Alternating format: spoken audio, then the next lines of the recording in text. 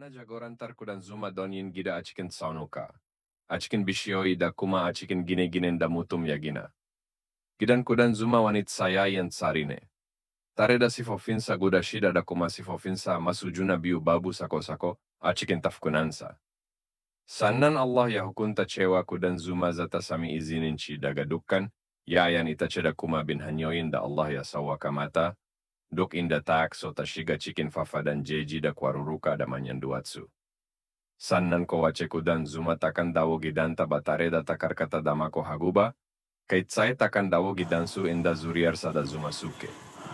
Yana yin kakin zuma daga fuka-fukinsa, yana kuma fitar da zuma daga bakinsa. Ya yi kwai daga baya. Sa'an nan da safe ya sake fita zuwa gona.